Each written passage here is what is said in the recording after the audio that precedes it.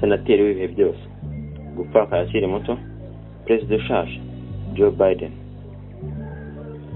Akimara gutangazwa ko ari perezida mushya wa Leta Zunze Ubumwe za Amerika, Joe Biden ku rukuta rwe rwa Twitter yahise yandika amagambo agira ati: Amerika, ntewe ishema no kuba mwarahisemo ngo nyobore iki gihugu cy'igihangange.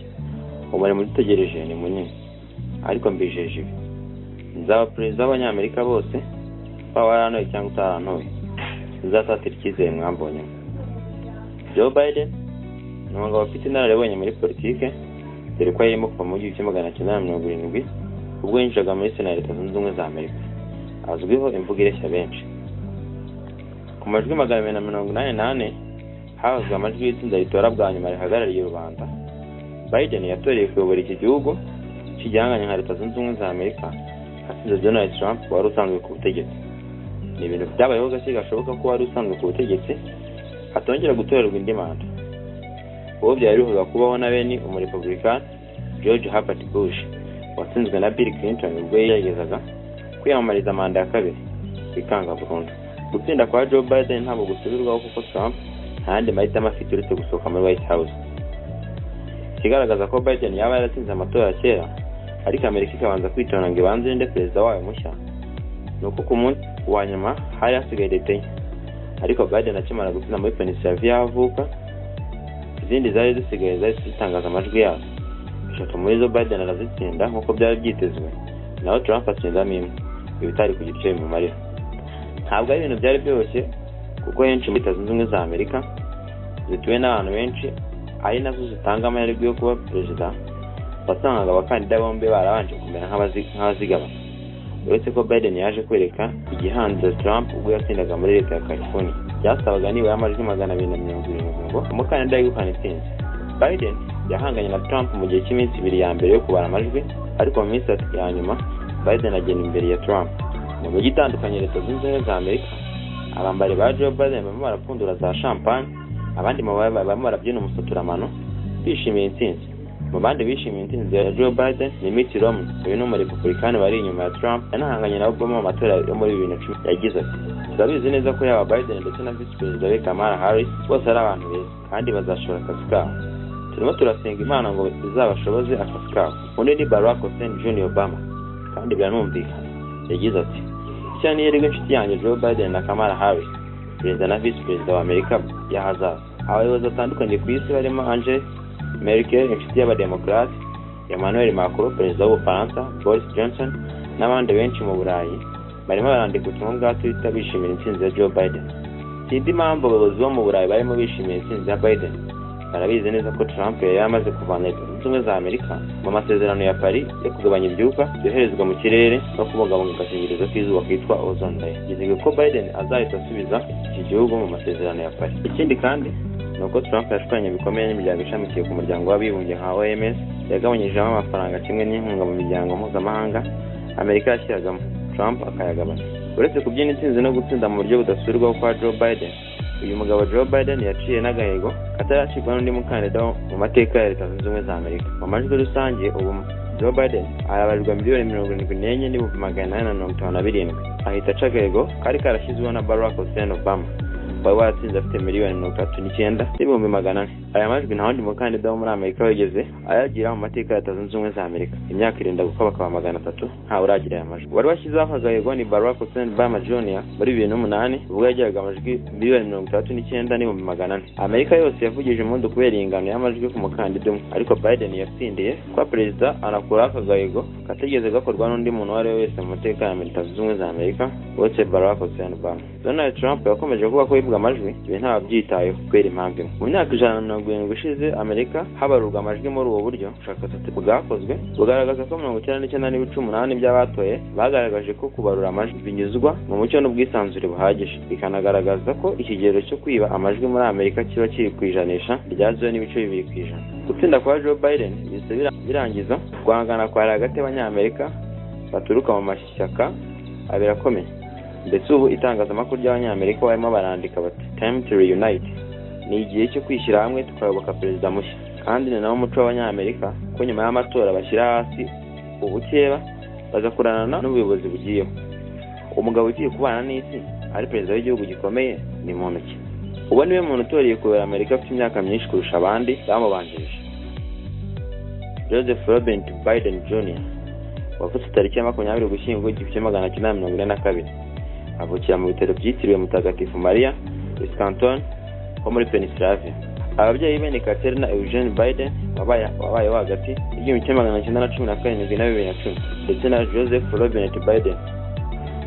Biden ni imfura mu muryango w'Abanyagatolika w'abana 4. Ababyeyi babo ibisekuru byabo bibarizwa mu Burayi, mu Bwongereza, mu Bufaransa na Ireland. So Biden wari umukire cyane gusa nyamaza gusa n'uhungabanye mu bukungu bwo Biden yavukaga. Agace ka Canton Biden yavukiyemo ubukungu bwako bwaje kuzahara cyane mu myaka yo 1950 ubwo Biden icyo gihe ntiyabashaga kubona akazi gahamye ngo atunge umuryango we mu buryo bunoze. Mu ntangiriro yo mu 1953 umuryango wabaye muri apartment zo muri Canton Delaware, nyuma baza kwimukira mu nzu yabo Birmingham. Delaware ubwo cyo waba yari amaze kwisunganya neza mu bukungu. Tariki ya 24 Kanama 1936 Joe Biden yashyingiranywe na Neil Hunter waje kwitaba Imana mu 1972 bamaze imyaka 6 babana yonyine. Babyaranye abana 3 aribo Joseph Bill Biden wa gatatu witabye Imana muri 2015 yaravutse mu 1939. Robert Hunter Biden yavutse mu 1970 undi akaba nawe Christian Amy Biden. Mu 1938 Biden yabaye impamyabumenyi mu mategeko muri Syracuse University College of Law. Yari yarabaye wa 76 mu banyeshuri 85. Yahise yinjira mu banyamategeko b'abakorerabushake Delaware bari mu 1939 bitewe no kugira umuryango urimo abantu bakomeye mu by'umwihariko mu butabera, aho yazamutse cyane muri politiki. Mu 1972 Biden yatangiye kwiyamamariza kwinjira muri politiki ya Amerika. Iki gihe yahise atsinda Caleb Brooks wari uhagarariye Delaware muri Sena ya Amerika. Tariki ya 18 Ukuboza 1970 habereye igihe muri Sena ya Leta Zunze Ubumwe za Amerika. Umugore we Neil n'umukobwa wabo wari ufite umwaka umwe basuzuma mu mpanuka yabereye Houston Delaware. Abahungu be babiri nabo Bill na Hunter barakomerekera cyane. Byari ibihe bikomeye cyane kuri we kuko abahungu be Bill na Hunter bazahajwe n'imvune z'impanuka zarimo no kwangirika mu bwonko. Byaramushoboye kugeza ubwo Biden yashatse kwegura ngo abanze abavuzi, ariko Leader Mike Mansfield wari uhagarariye Sena amwumvisha ko atagomba kwegura. Ku 5 Mutarama 1973 Biden yarahiriye kwinjira muri Sena ya Amerika. Icyo gihe abahungu be babiri barwaye nibo bari bahari ndetse n'abandi bake bo mu muryango. Ku myaka 30 yahise aba umusenateri gatandatu muto winjiye muri Sena ya Leta Zunze Ubumwe za Amerika. Kubona abana be barwaye buri munsi byaramushegeshaga cyane kugeza ubwo yatekerezaga ko Imana yamwibagiwe. Biden yaje kujya mu rukundo n'undi mugore wari umwarimu Jerry Jacobs. Bahuye mu 1975 aza gushyingiranwa mu 1977 tariki ya 17 z'ukwa gatandatu. Babyarana umukobwa Ashley Blazer mu 1981. Bill Biden yaje kuba umucamanza wavuganiraga ingabo za Amerika zabaye muri Iraq, imaza kuba perezida w'urukiko rw'ikirenga rwa Leta ya Delaware. Yaje guhitanwa na kanseri y'ubwonko muri 2015. Hunter Biden we ubu ni umucamanza ukomeye muri Washington akaba n'umushoramari. Joe Biden ku tariki ya 9 Kamena 1987 yatangaje ko aziyamamariza ku Leta Zunze Ubumwe za Amerika. Icyo gihe yari akanganye cyane kuba bari bagiye kuba bahanganye ndetse n'uburyo yari amaze kumenyekana muri Sena ya Leta Zunze Ubumwe za Amerika. Byari bigiye gutuma aba perezida wa kabiri wa Leta Zunze Ubumwe za Amerika ukiri muto nyuma ya John F. Kennedy. Gusa yaje gusa n'ibyanga ubwo abantu benshi bamukuragaho amaboko nyuma yo kumenya ko imbwirwaruhame akoresha akenshi aba ari ukwigana iby'abandi bifatwa nk'ubujura.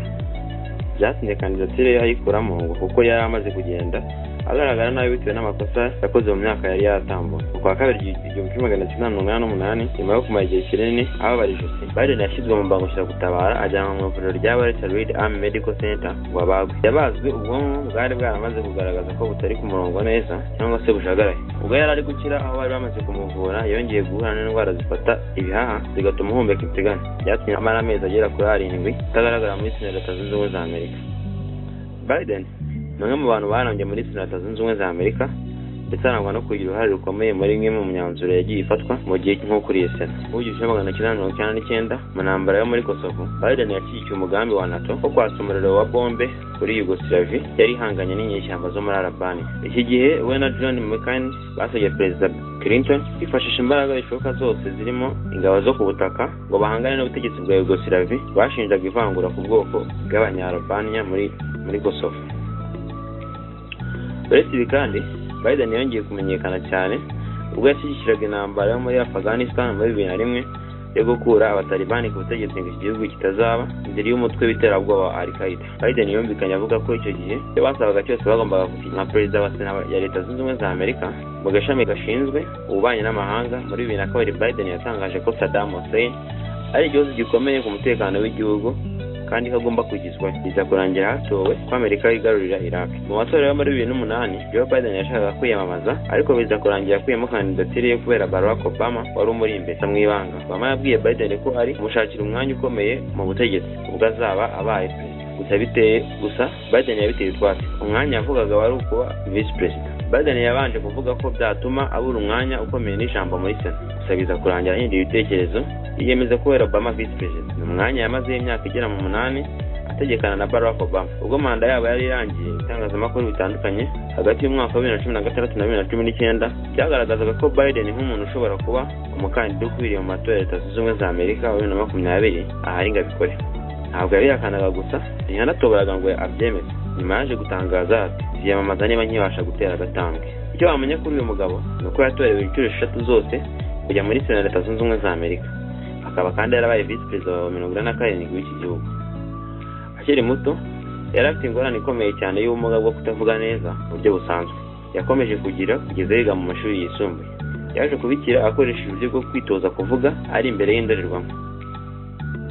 Ari kwizera Elize, iyi ni Mr. NH, gusa gukora subscribe ku channel yacu, ushaka gutembera isi no kumenya ibere byabaye n'ushaka kuzaba muri dutuye.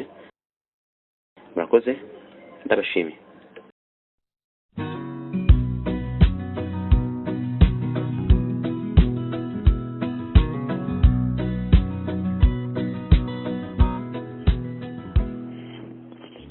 Furniture Outlet Company Limited. Iyo ni isoko y'isuku umucyo w'umuryango wamenye Furniture Outlet Company Limited.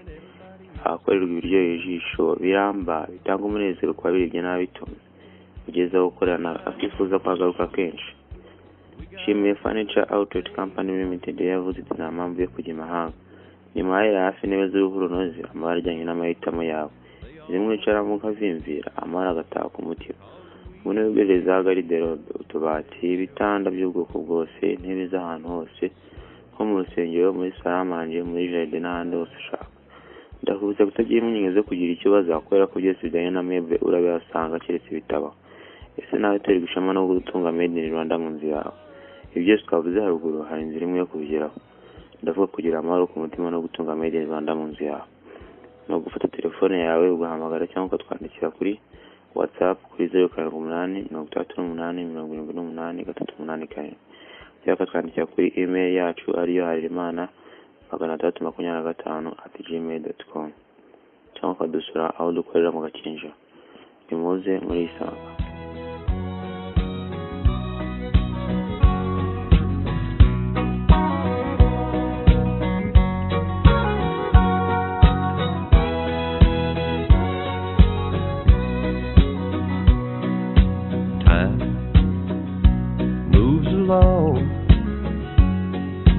Honey, we just keep on keeping on, 'cause love makes us strong. As long as we got love, we can't go wrong. We don't need no money, honey, you and I. What we've got together, money just can't buy what we've got. There's plenty of, I got you, you got me.